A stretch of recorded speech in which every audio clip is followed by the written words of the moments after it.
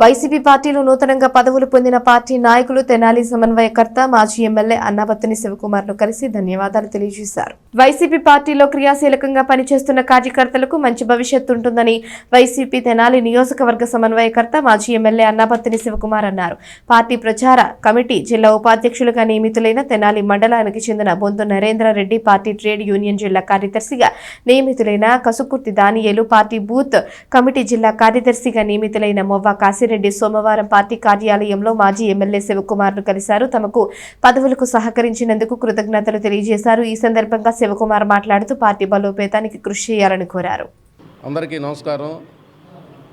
గౌరవ ఆంధ్రప్రదేశ్ మాజీ ముఖ్యమంత్రి వర్యులు వైఎస్ జగన్మోహన్ రెడ్డి గారి ఆశీస్సులతో, అదేవిధంగా తెనాలి గౌరవ మాజీ శాసనసభ్యులు అన్నాబత్తుని శివకుమార్ గారి దివ్య ఆశీస్సులతో నందివేలు గ్రామానికి చెందినటువంటి బొంతు నరేంద్రరెడ్డి గారిని గుంటూరు జిల్లా వైఎస్ఆర్ కాంగ్రెస్ పార్టీ ప్రచార కమిటీ ఉపాధ్యక్షుడిగా నియమించడం జరిగింది.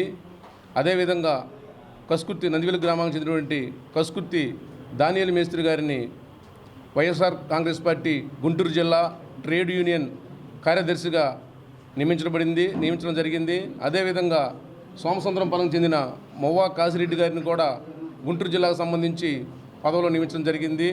వీళ్ళు వైఎస్ఆర్ కాంగ్రెస్ పార్టీని గుంటూరు జిల్లాలో, అదేవిధంగా తెనాలి నియోజకవర్గంలో అన్నాబత్తుని శివకుమార్ గారి ఆదేశానుసారం, పార్టీ ఆదేశానుసారం పార్టీని బలపరుస్తూ రాబోయే రోజుల్లో వైఎస్ఆర్ కాంగ్రెస్ పార్టీని అధికారంలో తీసుకురావడానికి వీరంతుగా వీళ్ళు ప్రయత్నం చేస్తారని ఆశిస్తూ సెలవు తీసుకుంటాను.